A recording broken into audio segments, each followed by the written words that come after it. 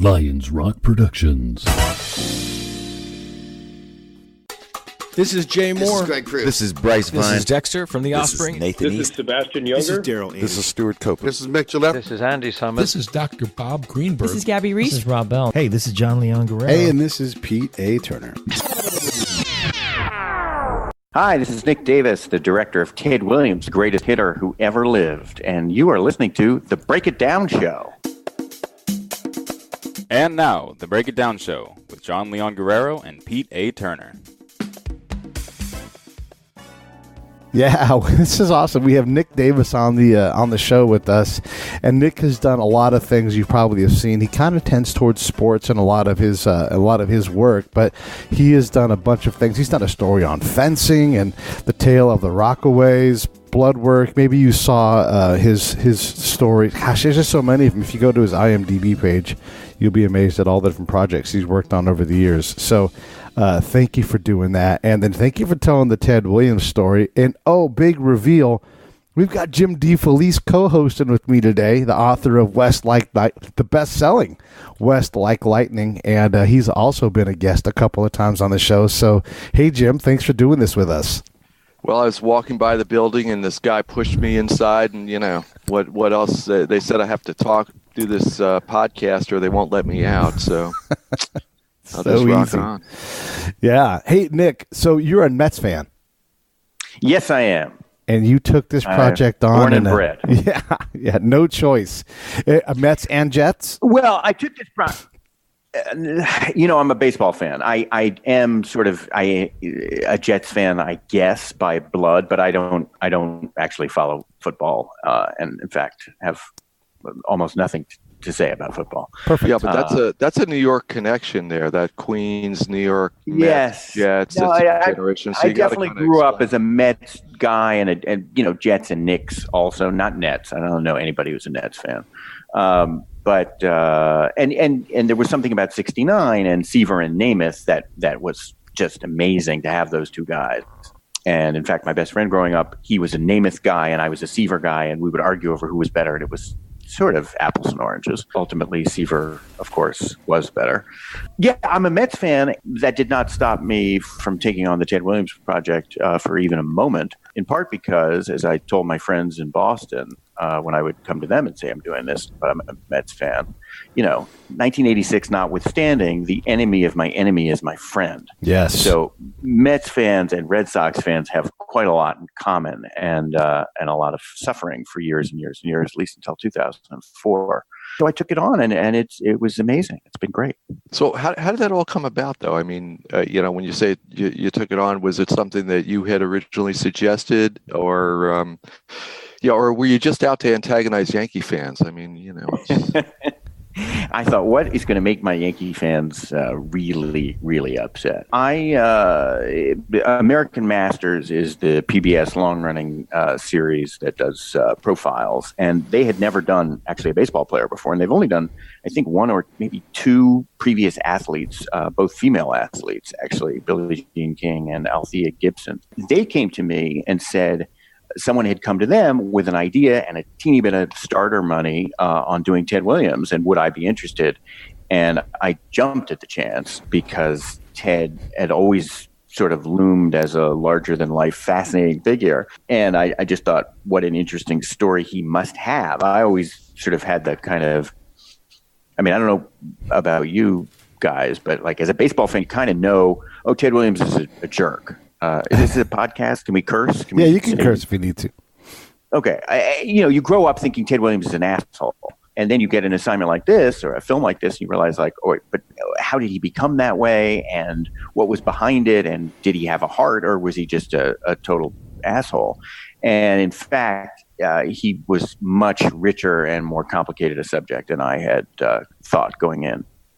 Yeah, and actually the film really kind of balances that, and your documentary really kind of show the evolution and that. You know what? Before we get too much further, though, we should mention that if people miss it on PBS or whatever, their local station, they could catch it. They could stream it off of. I streamed it off of Amazon, and I'm sure there's a bunch of other. Stream it from Amazon or iTunes. PBS actually is still, I think, for the next few days, you can stream it on PBS for free. Mm-hmm. They extended it because Ted's birthday was August 30th. He would have been 100, but yeah, you can get it. And from he'd Amazon. Still be hitting. He would still have been hitting. He would still be hitting. Yes, indeed. He was a fascinating guy and clearly an amazing hitter. Yeah, he was singular in his focus, too. And I guess we love our heroes to be great. You know, someone like, I don't know, Elon Musk comes to mind right now, where he just absolutely outworks even the peak peer. He's just going to do more. So you think of like Stan Musial is considered to be a nice guy, a sweetheart of a guy, but he's and clearly one of the greatest hitters to ever walk the earth, but not the greatest, because there is a sacrifice when you kick everybody else off the tippity top of the tip of the mountain, and being an asshole is often one of those sacrifices, don't you think? Well, but Nick points this out in the documentary, in talking about DiMaggio, and he doesn't really do a lot of contrast and comparing, but he does have enough of it, especially, which is surprising for a Mets fan, who's actually condescending to show Joe DiMaggio. But that was really good contrast, and maybe Nick, you talk a little bit about why that was, why that's important. Well, I think one of the interesting things is, the image that Ted presented was, I am who I am. I'm a guileless guy. I care only about hitting, and what you see is what you get. And Joe, on the other hand, really did present an image that wasn't really entirely honest. He cared so much about his image. He groomed his image so meticulously. As his sister-in-law says in the film, he ironed his underwear. I mean, this is a guy who cared passionately about what other people thought of him. Ted was like, what you see is what you get. And what I would tell people is like, look, they were both assholes, but Joe pretended he wasn't an asshole. Right. And Ted knew he was and was like, hey, what are you going to do? Shut up, throw the ball, And so there'd be a 4-letter word or 2 or 3 in there when he said 3. He was an artistic swearer, as somebody said in the film. Like he could string together curse words you never heard of. And one of my favorites that actually didn't make it into the film, but I think I'd like to start using it around the house, is "you syphilitic son of a bitch." That's good. Say that a lot. Nice. Yeah, I think that's pretty good. But so I think to very descriptive, though. Yeah, it is. Yeah.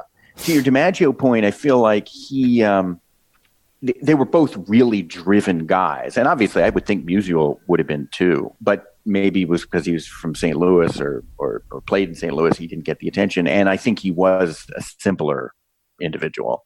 It's interesting that he was the man and Ted was the kid. Ted never grew up. And he loved that he never grew up. He was guileless. He was like a 2-year-old. Yeah, and you talk about some of his outbursts in the film, which seemed to continue. Although maybe did he mellow at the very end there, or is that just kind of more packaging or family or what? No, he definitely mellowed. Although he, even in the final thing we hear before he dies, his daughter Claudia Williams, who gave us a wonderful interview, talked about how he would scream and yell and pound his fists, and they didn't care because they knew that was just who he was and that he loved them. But he did mellow, and I think he was able to see late in life that he hadn't been, putting it mildly, he hadn't been the best father, he hadn't been the best husband, and he tried to devote himself more and more to his kids towards the end of his life, and I think that was a loving act. He was so incredible at hitting. And then you continue to go down the resume, and he's a Hall of Fame, several times Fisher.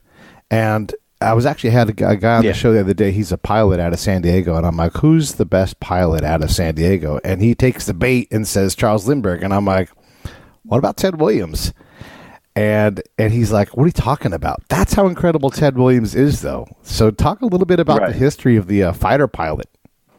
Oh, it's incredible. I mean, he, barely had a high school education, but he was in such a good pilot during World War II when, Ted famously lost nearly 5 years of his career to two wars. Nearly everybody went to World War II, but very few baseball players went to Korea. But he fought in Korea. But in World War II, when he first signed up, he decided, all right, I want to be a pilot. And he became such a good pilot that they made him an instructor of other pilots at Pensacola. And he didn't see any action in the war, in World War II, but he did see action in Korea. And no less an expert than John Glenn said he was one of the finest pilots he'd ever seen. He flew as John Glenn's wingman a bunch of times. John Glenn flew as his wingman a bunch of times. He was an incredible pilot. And actually, sports writers of the time said he was 39-0 in Korea. He flew 39 without losing, although he had one very close call. So maybe he was 38-0-1 when was shot down. He lost. That's a really good point about his career. I mean, he loses those roughly 5 years or 5 seasons rather. If he plays that whole time, where do you think he? It begs the question: where does he stand in baseball's greatest? Yeah, I think I don't know what more. I mean, obviously the numbers would have been greater. He would have had an RBI record that would have surpassed Ruth and would have made it more difficult for Aaron to finally catch him. Let's assume he stays at 344, or maybe since it's his peak, maybe his batting average ends up a little bit higher. He misses 5 years. He's averaging about 30 home runs a year, 150 plus 521 gets you to, 671.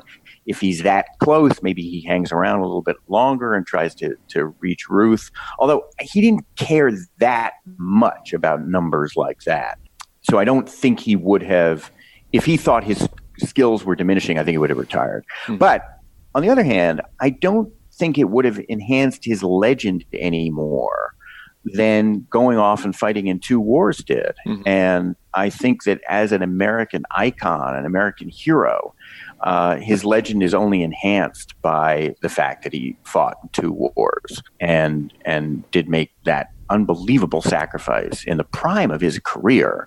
I mean, you can't even imagine a player today losing 5 years before the age of 34 to wars. It's just incredible. And he wasn't happy about it either.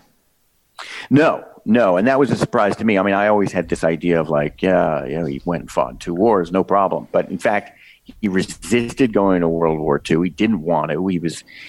He received some sort of quiet criticism from fans during the 42 season. A lot of players were signing up during the 42 season, but he was not Bob Feller signing up on December 8th, 1941. He thought, well, but I got to take care of my mom, and I want to earn money. I want to hit. But he did finally strike a deal with the Navy where he would enlist if they let him finish the season. They did, and so he won the Triple Crown and then went off to fight in the war. And then he resisted it in Korea. He had made a kind of somewhat lazy decision not to leave the Marines, because if he stayed as an enlisted man, he would get a little bit of money, and there was some sort of press. He would say, I'm Ted Williams, joined the Marines in 1947, 48, 49. So he stayed in the Marines, and therefore he was called up. He was in the active reserves, and he was called up during the war, and he really did not want to go, and he called a number of politicians and got John Kennedy to try and speak on his behalf. And ultimately he fought it but lost and went off to Korea, not too happily, but again, served with unbelievable distinction. But it sort of stuck in his craw. For the rest of his career, he would sort of moan and groan about how he didn't think that was fair, and, he got screwed and all this. He also might have hurt that elbow even worse, though, right? Like back then, the medical care wasn't what it is now. Heck, who knows what would have happened if he would have had those 5 years? Yeah, that's right. Yeah, no, he banged his elbow during an All-Star game, running into a fence. I think it was 51 in the 51 All-Star game, and his elbow swelled up, and he missed most of the rest of that season. He was not the Iron Horse. And unlike DiMaggio, who famously said, there may be somebody out there who's never seen Joe DiMaggio play, so I have to play my hardest. It's like Ted's like, I'm not going to run that hard after this ball in the corner, it's going to be a double. And, if I take too much time, it'll be a triple. Big deal. So I don't know. I came to love him. I found him so charmingly honest and open about who he was, faults and all. I mean, he knew, he said at the end of his life, as a husband and a father, I struck out. He was nobody's fool, but he was also just really honest. It was easy guy to like from a distance, but I guess if you're that close and maybe the target of one of his outbursts, things might get a little dicey. Did he have a lot of? Yeah, he was terrifying. I mean, he could be very, very terrifying, even to his friends. And like if you said before, Pete, that he was a fisherman. He was a great fisherman. He's in 2 Fishermen's Halls of Fame, but he was not easy to go fishing with. I mean, like if the 3 of us went fishing, I don't know you guys well, but I'm assuming it would be pleasant, and we'd sit and put our rods. Well, you guys would be fishing, and I'd be drinking a beer. So I'd probably be drinking a beer too while Nick did all the fishing.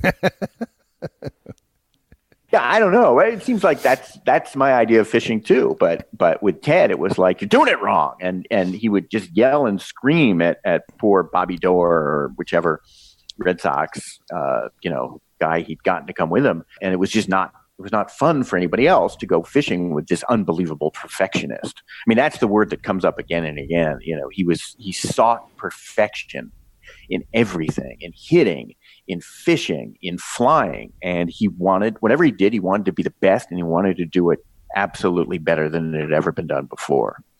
Now, we know from the Ted Williams biography and the different accounts of him, he was just ravenous for knowledge from like Rogers Hornsby and the guys that came before him. Did he approach fishing in the same way? Was he just absolutely squeezing every bit of fishing knowledge out of the guys that were 20 years ahead of him? Yes, although fishing is such a more solitary thing that I think he was more of a self-taught autodidact, and would sort of notice what worked for him, and he kept meticulous notes, of what he used as bait and what the fly was and when they were biting and when they weren't, and he had this log that he wrote everything down in for fishing. And really, really did study. And we talked to one of his fishing buddies, Stu Apty, never sure how to pronounce it, and who was a guy who became a Hall of Fame fisherman himself. And one of the reasons they got along so well is Stu Apty met him when he was just a college kid, and Ted was down there in 47 or 48. During the off season, they started hanging out together and fishing together. And Stu Apty never knew who he was. He never heard of Ted Williams. He wasn't a baseball fan. He was just this big, tall, lanky guy who was asking him where the best snook was. And so they started fishing together for 3 days. And then his mother came into Stu Apty about a week later and says, "There's some clown on the phone for you." Says his name is Ted Williams. He wants to go fishing with you. You're not fishing with Ted Williams. And Apty said, "Oh, Williams. Maybe that's what his name was. I'm not sure. Yeah, let me see. Maybe it's that tall guy."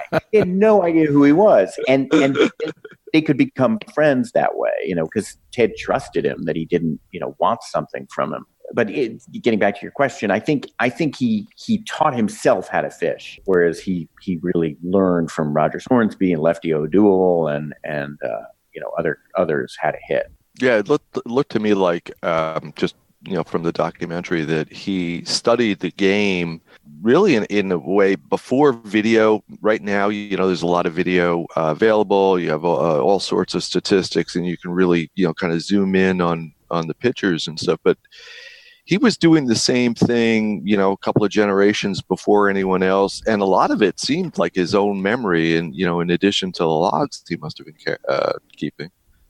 Yeah, it was all memory. I didn't hear about him writing down stuff, but I know there's a story that also did make the film of Costas saying, "Oh yeah, the first game I ever went to when Bob Costas finally met Ted Williams." He said, "I remember I my first game was like 1958 at Yankee Stadium, and you were there, and I think you struck out." And And it was really shocking because Ted Williams never struck out. And Williams was like, yeah, and he named the pitcher, I can't remember who it was. He threw me a slider low and away and never saw it coming. And it was like, what? You remember this from 35 years ago? It was crazy, but he had at bats stored up in his memory bank, and he just remembered everything. Were you able to get to Fred Caligiuri, the guy who pitched the end of the 406 season? He was the last guy out there. He's still alive. He's 99 years old. Were you able to grab him for the movie at all? Wow, Pete, I sit before you chagrined. We did not even attempt to get Pete Caligiuri. I could answer you in a Joe DiMaggio-like way and said he was unavailable. Right. Or I could say, as Ted would say, fuck, we totally forgot. Didn't even check. Well, hell, I want to hire Pete as my researcher. I got some stuff for him to dig up. I always need money. Yeah, that's good. I no, God, I didn't even know that guy still walked the earth. I don't think he was the starting pitcher in Game 1. Was he? No, I think he's Game 2. I think he was the guy up there, okay. And he didn't. I don't think he pitched the whole game, but yeah, he's and he's still around. He's the oldest living major leaguer. Yeah. Wow. But you know who they did get, and it was great, was the season, and you tell it so well in documentary, and I don't want to give everything away, but when it comes down to the last day of the season, that famous season, when we all know what he's going to hit, and he has a choice of sitting down and taking the asterisk in his mind, or just going up there and doing it. Again, the way that it's described in the film is so good that I won't give it away. But thank you. But I viewed this in many ways as like, okay, so this is a film where baseball fans are going to know a lot of this. Right, sure. They're going to know that in 1941 he hit 406, and they're going to know probably that he had a chance to sit out, but he said, no, I'm not going to sit out. I'm going to play, and then he goes 6 for 8. So a lot of it is I hope it's in the telling. And then there are some, interesting surprises about his background, his mother, his father, all that stuff. But we made it knowing that a lot of the story, it's almost like Stations of the Cross. Like, you got to hit last game of 41. Okay, the last game of his career in 1960. What's he going to do? We know what he's going to do, but how are we going to tell it? It's all how you mix the incense as you go through the Stations of the Cross. That's exactly. So who is it for then? I mean, it's obviously. I mean, is it for fans who know a lot about him? Is it? It's for. Well, I mean, quite literally, it's for anyone. It's for American Masters, and they don't have a sports audience. So and by the way, it had a fantastic rating. It did more than double their normal ratings, I think, because their normal viewers watched it and seemed to love it. I mean, a lot of we had some private screenings and stuff, and non-baseball fans, I always asked afterwards, like, who's a baseball fan, who wasn't? And a lot of non-baseball fans came and loved it and got a lot out of it because he is such an interesting character. But the baseball fans responded to it as well, and that mattered deeply to me because I am a baseball fan. I didn't want it to feel like, oh, this again. And so that's why, that was sort of the challenge, was to make it for the baseball fan and the non-fan. I think we succeeded. If the ratings and reviews are any indication, I think we did a good job. Let's test it a little bit. Hey, Jim, you're a Yankees guy, so when you watch this movie, I'm the token Yankee fan here. No, but I mean, you're not watching it from the point of view of like, I'm a rabid Red Sox person. You're watching it from someone who's an admirer and love of baseball player. And actually, we're reading Rob Neyer's book right now, and he talks about Ted Williams and that's how ubiquitous Ted Williams is. What are your thoughts on how the movie goes in terms of, through a Yankees fan's lens?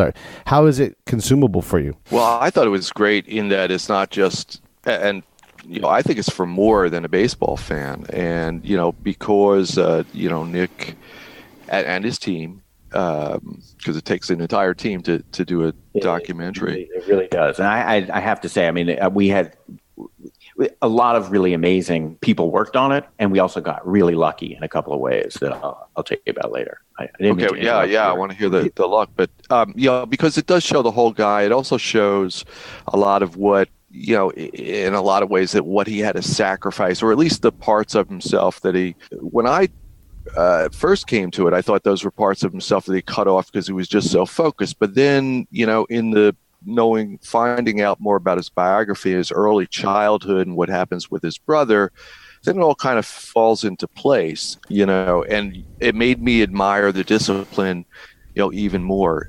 Obviously, as a Yankee fan, you hear about it's the dichotomy of DiMaggio and Williams, and you always respect, you may hate the present Boston team no matter what, if you're a Yankee fan, but on the other hand, the Boston Red Sox are the only team that's really kind of worthy of such emotions from the Yankees, at least outside of the World Series.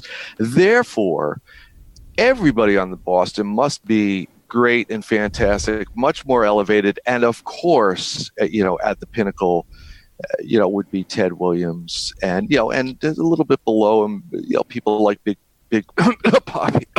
Excuse me. Yes, Big Poppy, who had a hand. His production company was somehow. You guys were hooked in there or something? Yeah. So we made this in partnership with Major League Baseball, and just sort of a little. Pardon the pun, inside baseball. The deal we had with Major League Baseball was they were going to help us in all kinds of ways, and they did. We had paid a flat fee for all the footage that they were able to give us. They were able to coordinate and get us to guys like Wade Boggs and Willie McCovey and Jim Cott and Joey Votto, but not Fred Caligari. Not Fred. No. Damn you, Fred Caligari. If only we'd gotten Fred Caligari. I'm expecting Pete to bring him out of his closet any minute now. So here he is. And the sequel will be the Fred Caligari story. But midway through, as we were raising money, they said, hey, Big Poppy has a production company. David Ortiz has a production company called Big Poppy Productions, and they're interested in doing this. In getting into sort of more high-end programming, why don't you sit down with them and see if they'd be interested? And they did. And really what we used them for, or what they were great for, was promoting the show, publicizing it, helping us raise the money. And then, Big Poppy sent out a tweet that, was seen by more people than, 40,000 of my tweets would have been. That was what they contributed. And it was great. I mean, it was really fun to have them on board. Interestingly, Big Poppy is skeptical. There's the famous legend in Fenway. There's a red seat out there in the right field bleachers, which is 502 feet from home plate, and allegedly denotes where Williams hit a home run in, I think, August of 46. And Poppy says that he and Manny used to take shots at that during batting practice, and they could never do it. And they never believed that actually Williams had ever done it. And even after making this film, Poppy is like, I still don't think he could have done it. Well, what do you think? Could he have done it? Did he do it? Yeah, I do think he could. Oh, yeah. There was a lot of hesitation in the back of his mind. Well, okay, the hesitation had more to do with the fact that the film. When I say no, no, I think the hesitation had to do with the fact that actually the seat is not where the seat actually was, and they've shifted it around. But yes, I think he could have hit a ball 502 feet. Conforto just hit a ball 472 feet. If Michael Conforto could hit one 472 feet. Well, it's a juice ball now, though, right? Well, maybe. I don't know. That's the theory. Different launch angle. How much launch angle? Well, Ted Williams' launch angle, and you can see in you guys didn't go into that level of analysis, but you can see that he had a great launch angle then. That's one of the things he's doing. He knew. Well, that's one of the interesting things is that all that stuff, all the analytics, both launch angle down to the minutia of what your swing is like, to just the sheer a walk's as good as a hit, which is what I was taught growing up. All the analytics and the OPS and slugging and plus on base percentage, that was Williams' game long before it was orthodox. And in fact, he took a lot of heat because Red Sox fans were like, so it's a couple of inches off the plate, swing at it. and Williams refused to because he knew he'd get in bad habits if he did that. And a lot of Yankee fans, when we were doing the press for this, Yankee announcers would say, like, well, DiMaggio would swing. Like, yeah, and then he would get in a bad habit, and DiMaggio didn't end up with a 344 lifetime average. And DiMaggio did, supporters like DiMaggio himself would say, look at the rings. How many rings? Which is what he rests your case. All right. But DiMaggio had Berra and that's a stacked team, and Williams really didn't. No, absolutely. And Williams, depending obviously on the year, but most teams for Boston, they could pitch around Williams if they wanted. Did they do that a lot, or? Yeah, they pitched around him a lot. I mean, he was always leading the league in walks and intentional walks. He refused to.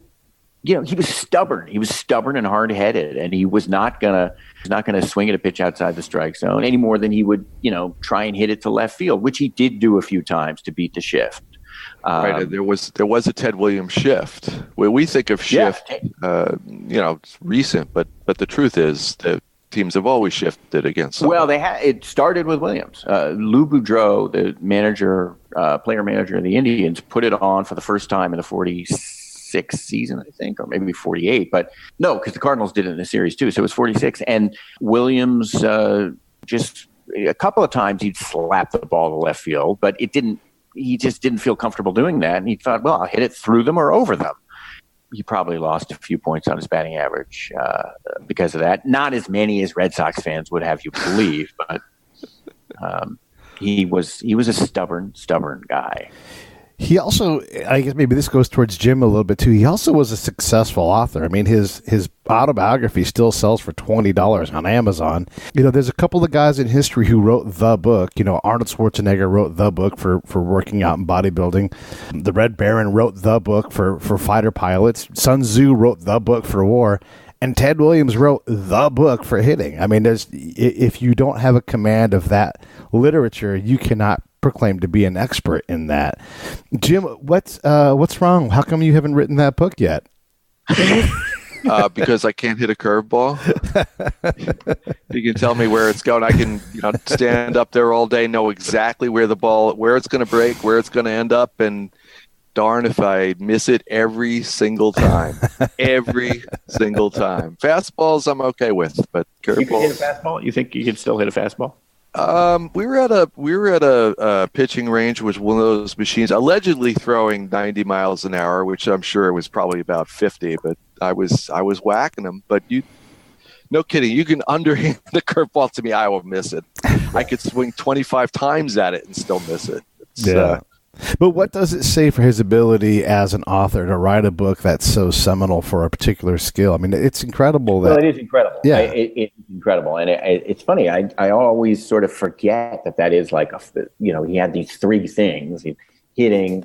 This episode of the Break It Down Show is brought to you by Lions Rock Productions. That's us. We publish, evaluate, and develop podcasts just like this one, consult others to build their own, and create associated content and content marketing strategies. So if you're launching or expanding your social media presence, your business or your personal brand, or if you just want to take your media presence to the next level, reach out to us on Twitter at P. Turner or at JohnLG69 at the Break It Down Show. There's 1,000 ways to get a hold of us.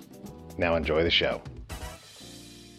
He had these three things: hitting, fishing, flying. But it's true that he did write the book on hitting with John Underwood. I mean, he had help, but yeah, and he was so far ahead of his time. But you saw the way, or if you've seen the film, which is available on DVD and streaming through Amazon and iTunes, if you see the film, you'll see Joey Votto has a copy of The Science of Hitting. Joey Votto, one of the great hitters of today, and Wade Boggs both swear by The Science of Hitting. And, Boggs, I don't know what his lifetime batting average ended up being, but somewhere in the 320s probably. And these guys, really worshipped that book. And it's a very good book if you're interested in hitting. And it's a book that every young hitter should have.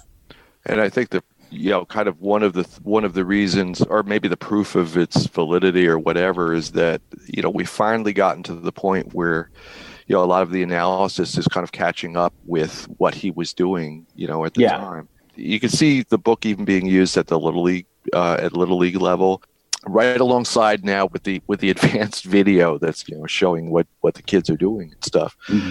But maybe because it's such an obsessive study of success in terms of hitting. Maybe that's Pete, to answer your question, why it's still so valuable. And he was really good. I mean, if you're going to follow the lead of somebody, he's one of the few people who's truly elite who wrote the book about that. I mean, Babe Ruth wrote a book and, it's more autobiographical, but if you want to get on base, there's never been a player more successful at getting on base.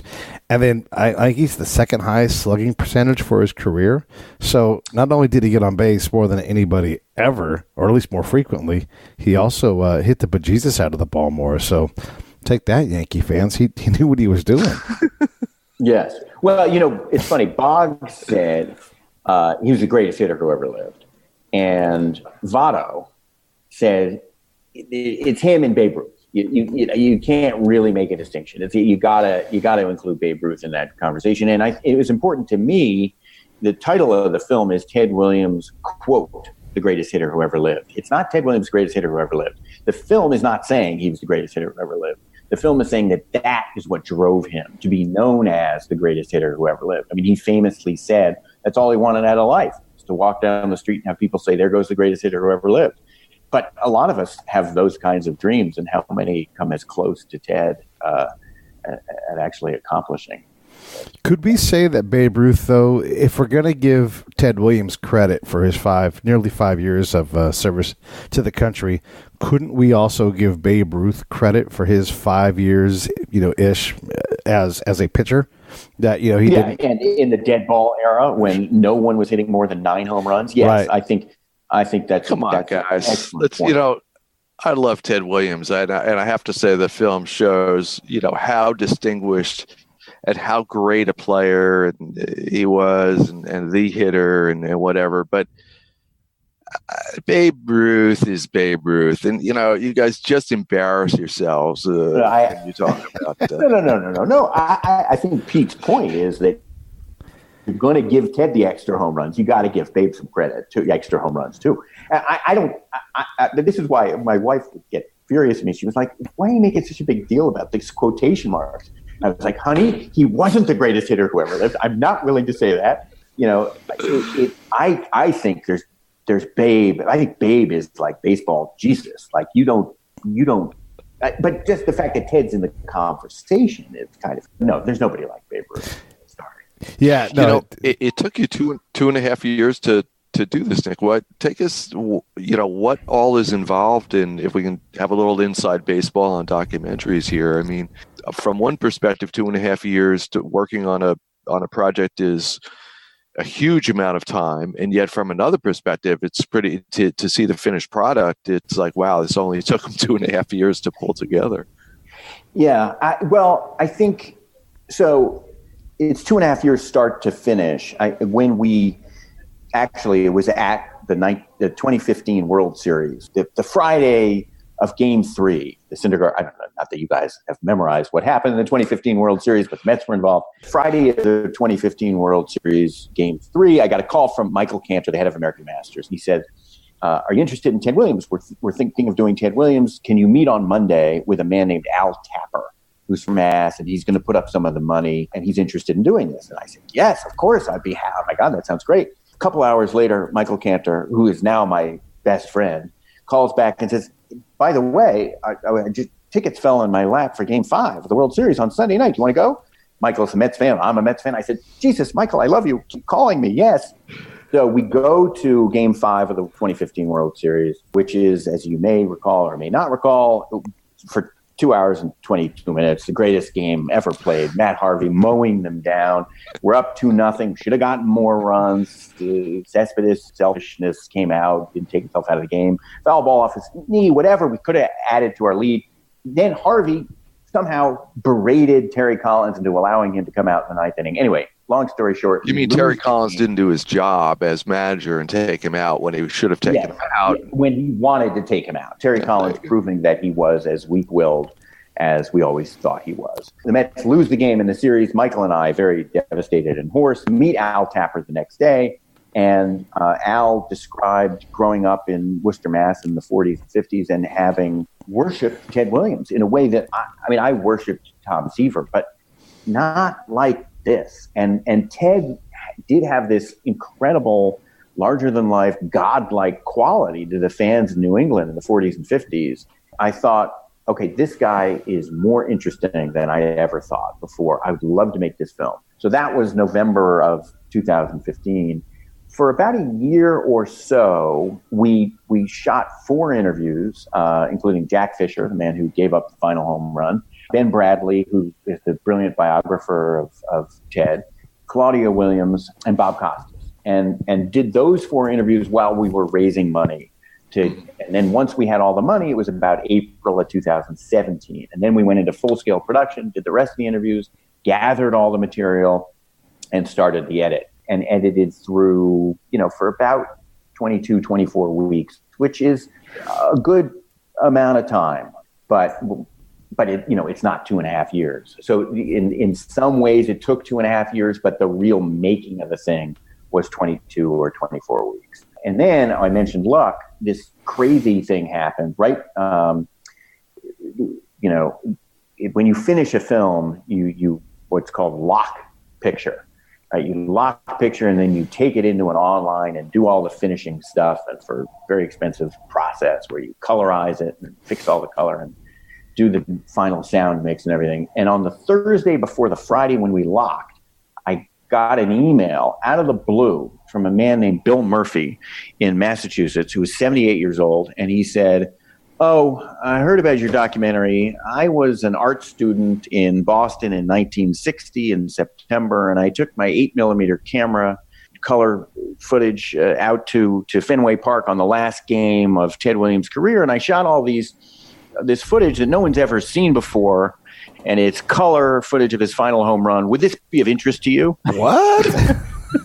No, not at all. No. Exactly. Hang up. No, right. Stop. No, we're nearly finished. Where were you 6 months ago? We locked the picture already. Right. Well, we hadn't. We did have a day and a half left. But I got on the phone with a guy, and it was incredible. And his footage makes that final sequence. I mean, it's color footage. And he had the foresight, being an art student, to walk around the stadium and get every at bat from a different angle. It was just an absolute godsend. Pushed the schedule for the finishing back because we weren't airing until July.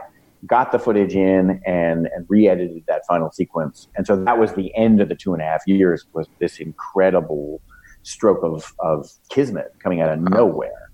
Things like that just kind of kept happening, actually. It was really, really, I have to say, I mean, as a huge baseball fan, it was a dream project from start to finish. And I am so happy that it's out there in the world now for people to see. You get to the end of the film, you do have to account for some of the weirdness that happens at the end of Ted's life. There's the beauty, of course, of 1999 on the All-Star game, and "Where's Gwynn?" He's yelling on the mound, and Tony's like, I'm right here, and just that moment where all the players just the fans are gone at that moment. They're all there with Ted, and it's his last, it's really his last thing on the stage.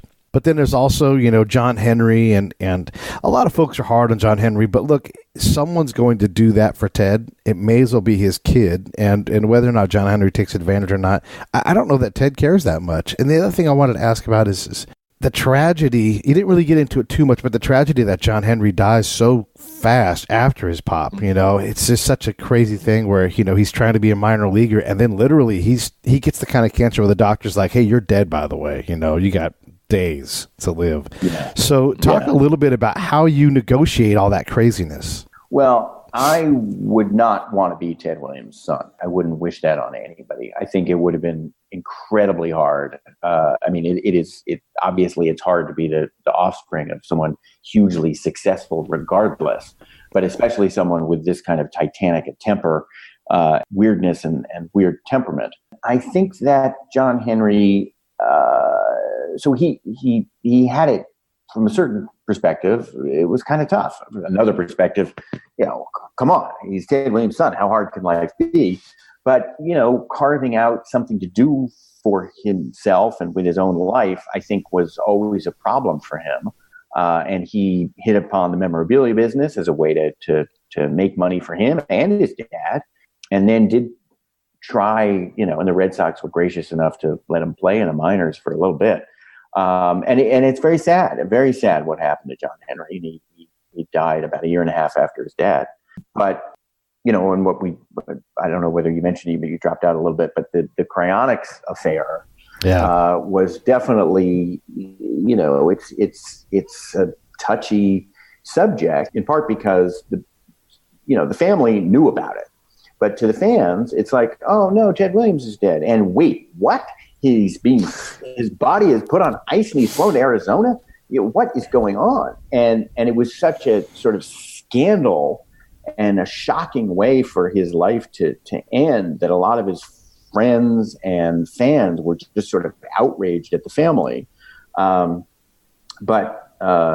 two things. One, we only have an hour to tell the story of the man's life, and I was interested really in the man's life and who he was as a person. I wasn't interested in the scandal, or I didn't have time to be interested in the scandal of what happened to him after he died. Fascinating and could make its own film, but that wasn't the film I was going to make. And I also knew that approaching it this way was the only chance I had of getting Claudia Williams to consent to an interview, was going to her and saying, I'm not interested, whether he signed the piece of paper, didn't sign the piece of paper, all this stuff about the cryonics. Like, I just want to know who he was. I want to be able to tell your dad's story for who he really was as a person. And once she understood that, she was like, well, then let's come on down and let's talk. And we had a wonderful interview with her. And I think she's magnificent in the film. It's so emotional and accessible. And also kind of, you get a sense from just listening to her what he was like. You feel him in her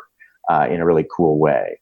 Yeah, I mean, my heart goes out to her and to John Henry. Did it take a while to get her to agree to be interviewed, or what was? Yeah, it took some doing.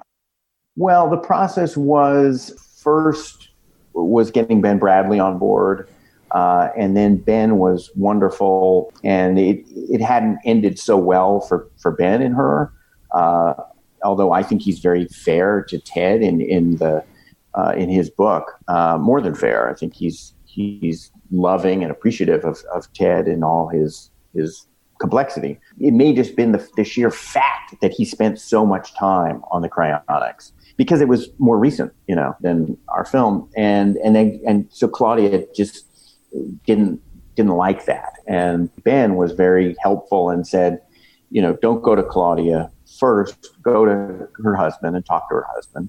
So I went to Eric Abel, his son-in-law, who had been a lawyer for Ted, and talked a lot to him and said, here's our approach, how best to approach her. And he helped. And then they all saw what we were doing and that we came in peace, we just wanted to tell the guy's story. And she, in the end, was very, very gracious and wonderful and gave us a lot of time. And then Eric has been very appreciative. Eric, the son-in-law, has been very appreciative of the film itself. I want to point out that you can buy The Science of Hitting, Ted Williams' book, for $268 on Amazon. That's how impactful this man's life is. And yeah, the end is very crazy. It's you think it's the end with the home run in 60, but then it's not, because he got that great moment in 99 and he's a manager of the Rangers and all this, and it just kept being this incredible body of work throughout his life. It's so fantastic. And you guys want to find out more about Nick, you can go to Nick Davis Nick Davis Productions on Facebook.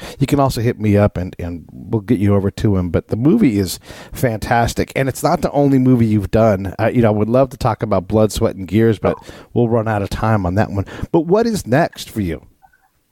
Well, it's too early. I'm sorry to say I haven't signed anything yet, but I've got some very exciting things that I'm working on. Very hopeful of doing something maybe not quite as joyful as Ted Williams was, but it was close. And then we'll come back and I'll talk to you again, Pete. This has been so fun to talk to both of you.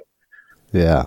Thank you. And also make sure you guys check out best-selling author Jim DeFelice's latest book, West Like Lightning. I've read it cover to cover, fast, and it's incredible. You guys will love his book as well because Jim is good at what he does. And how much is that going to cost me now? Nothing. I do it because I genuinely love the book. Come on. You know what? Everybody give me 5 I want to stars. go get that book, and then I want Jim to go to also, in addition to my Facebook page, I think that my actual website, nickdavisproductions.com, there you go. might be an easier place, and I should have said that rather than the Facebook thing. I'm sorry. That's all right. So yeah, make sure you guys go to nickdavisproductions.com, and you can look him up on IMDb. As long as you guys are looking him up and looking at his movies, that's the main thing, because what you create is incredible. Anything else you want to cover before we wrap this thing? Well, okay, one other question for you guys. Yeah. There were sort of, I had mentioned luck before. We shot some slow motion recreations of Ted hitting during the film. And those have not come up in our conversation.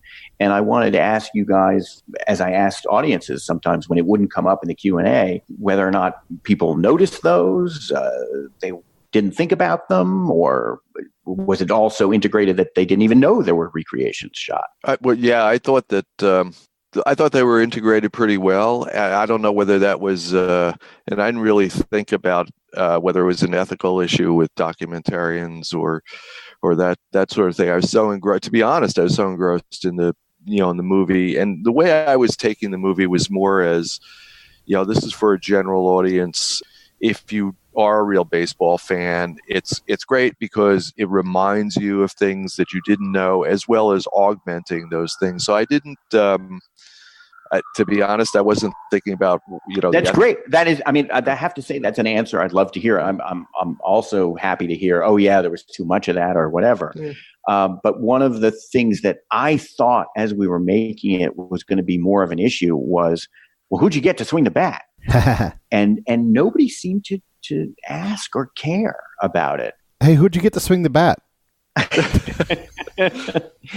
Well, I'll tell you. For a long time, we weren't permitted to talk about it because the concern on the part of the team was you don't want to saddle somebody with this idea that they think they're Ted Williams. But it was a kid in the Houston Astros organization named Kyle Tucker who had an incredible minor league season this year. And I have a feeling he's going to be their starting left fielder or right fielder next year. And he also grew up reading the science of hitting. And he's got a sweet swing. He's got a sweet swing. And I think he hit like a game-winning home run to send them into the minor league World Series just a week or two ago. His mom has kept up with me, and he's had an incredible. And what's interesting, so we weren't allowed to say who it was, and then he goes to spring training for his first time this year with the Astros on their 40-man roster, and because of his swing, the players on the Astros started calling him Ted.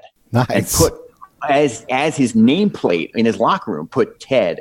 And at that point, the Astros said, "Oh hell, you can talk about it." And so I was prepared to talk about it. Nobody ever asked me, and so how'd you find him? How'd you get hooked up with him? That was one of the great benefits of being hooked up with Major League Baseball. Is I went to them and said, my first thought was Corey Seager. I always thought Corey Seager is a sweet swing for the Dodgers, and then you watch Corey Seager.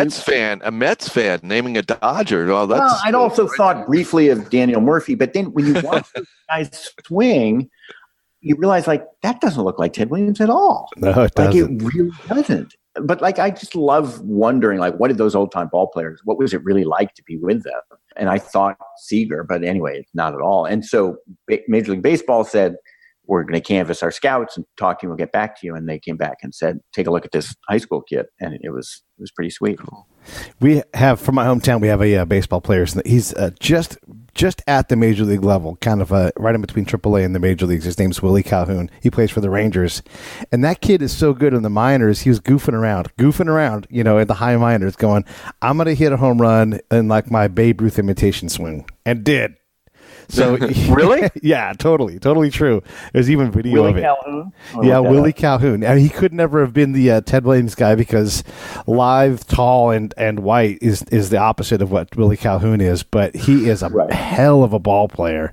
And it's neat to hear it. Oh, I was going to give you my answer to your swing question. So when I do, especially when I'm doing research, I'll probably have a couple different devices in front of me, so I'm watching and everything else. And I remember seeing the slow-mo stuff, and here's where I went. I thought, oh, man, the video is so different now compared to what it was back in Ted's era where they would do that hero shot, with them swinging overhead, what I'm talking about. And I'm like, I wonder, and I always get lost in those things. Like, what was the one from the 60s and what's it going to be 20 years from now when they, when they, remember when they used to have the shot just outside of the batter's box and you're like, how did they get that shot? And like, there's just a dude sitting there with the camera and you're like, what a dangerous place to be. When you see those pictures and the old photographers are there, they're like between the on deck circle and the home crazy. Plate. What a crazy! Yeah. I mean, God, I wouldn't do that. What is the name of the old guy who's 99 years old? I want to write this down too. Caligari, and I'm saying Caligari as best I can. And let me. Fine. Okay, and I think it's Ted or not Ted. It's not Ted. It's I'll tell you what it is. He's going to be in Nick's next documentary. I'm waiting for the Seaver film because that obviously you're obviously the guy that has to do that. And well, unfortunately, they are proceeding with the Seaver film without me.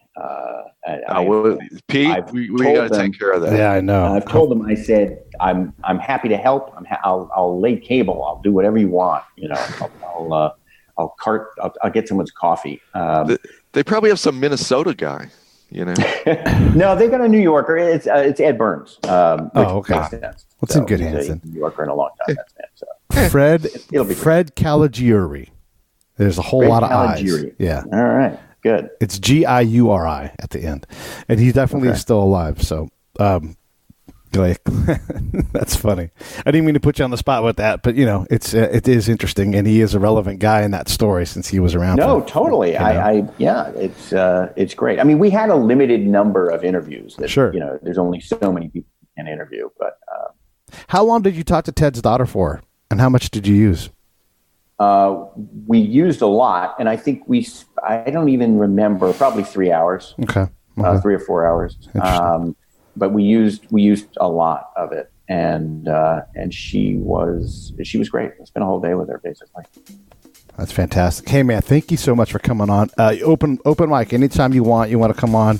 Heck, if you got someone you want to bring on as a co-host, I'm glad to do that with you too. Like Jim and I just did. Yeah, so the point is to tell these stories, and heck, we just covered an hour easy without even trying hard.